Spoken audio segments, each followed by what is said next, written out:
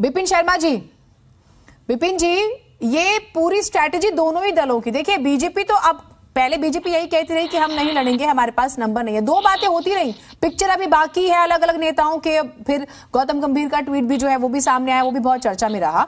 दूसरी बात है कि डिप्टी सीएम एक ट्वीट कर देते हैं कि बीजेपी का जो है वो ऑपरेशन लोटस शुरू हो गया है, बातचीत शुरू हो गई इस तरह से। फिर मुख्यमंत्री सभी पार्षदों से मिलते हैं, उन्हें उनके साथ मुखातिब होते हैं, बातचीत करते हैं।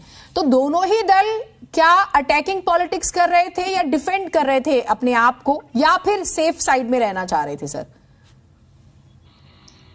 दो बड़ी अहम बातें मैं बोलूंगा जीनत जी, कि लोकतंत्र के महापर्व के लिए बहुत अच्छी बात है कि यहाँ पर चुनावी मैदान में हर कोई उतरे, हर एक को हक है यहाँ पर। और अगर यहाँ पर मैं तो इसको कहूंगा अच्छी टक्कर, अच्छा मुकाबला रहा है इस बारी, क्योंकि अगर हम ये देखें कि विधानसभा के जो परिणाम आए थे दिल्ली विधानसभा के, अगर वो स्थिति होती कि यहाँ पर जब सुपड़े साफ हो गए थे भाजपा के और कांग्रेस के, कांग्रेस तो खैर खाता ही नहीं खोल पाई थी दो विधानसभा के चुनावों में, तो यहाँ पर अगर वो हालत होती तो क्या परिणाम होता। तो यहाँ पर कम से कम एमसीडी में जो नतीजे आए हैं 100 के पार भाजपा अपने आप को कर पाई है, तो ये अच्छी बात है लोकतंत्र के लिए।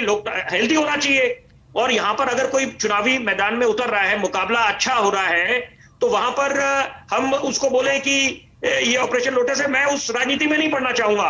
मैं बतौर पत्रकार जो समझ रखता हूं, क्योंकि ये मेयर के चुनाव से संबंधित मुद्दा है, यहां पर बहुत अहमियत है यहाँ पर, क्योंकि नेतृत्व कैसा रहेगा, क्योंकि हम बात कर रहे हैं डबल इंजन कि अब एमसीडी के पार्षद भी केजरीवाल के पार्षद होंगे एमसीडी में, तो बड़ी अच्छी एक सुबह का आगाज हुआ है यहाँ पर। अब क्योंकि चुनौतियां बेशुमार हैं एमसीडी के सामने, तो यहाँ पर अच्छा नहीं, विपिन जी सवाल देखिए, सवाल इस वजह से उठता है सर, हमारे सामने नंबर्स भी हैं, आप समझिए।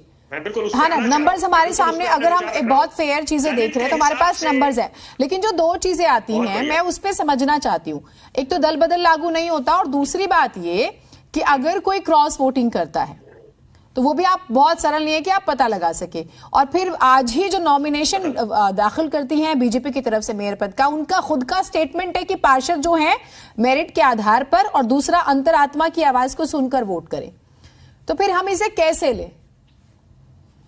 नहीं, देखिए गणित के आधार पर अगर बात करें तो यहाँ पर इसमें कोई शक शुबा नहीं है कि आम आदमी पार्टी के का ही मेयर चुना जाएगा, क्योंकि 152 का आंकड़ा है और 112 का आंकड़ा भाजपा के पास है। अगर आप सारे सांसद को मिलाएं, राज्यसभा सांसद को मिलाएं, लोकसभा सांसद को मिलाएं, विधायकों को मिलाएं, और खुद के जो उनके पार्षद हैं जो चुन के आए हैं 134, और इधर 104 भाजपा के और एक निर्दलीय जो शामिल हो गए हैं, तो यहाँ पर 112 भाजपा के पास, 152 आम आदमी पार्टी के पास साथ है। लेकिन यहाँ पर गणित के हिसाब से आम आदमी पार्टी बाजी मार जाएगी। लेकिन यहाँ पर क्योंकि ये जो अलग अलग बयान आ रहे हैं नेताओं के, अंतरात्मा की आवाज सुने, वो अलग उसके मायने, वो तो वक्त तय करेगा। लेकिन बहरहाल क्योंकि ये चुनाव इसलिए दिलचस्प हो गए हैं क्योंकि ये राजधानी के चुनाव हैं, और सबसे बड़ी बात है मेयर को लेकर। पहले हमने देखा जब एकीकरण नहीं था, 3 भागों में था, 3 अलग अलग मेयर हुआ करते थे, वो दौर भी दिल्ली ने देखा। सविता गुप्ता थी, और यहाँ पर जब आरती मेहरा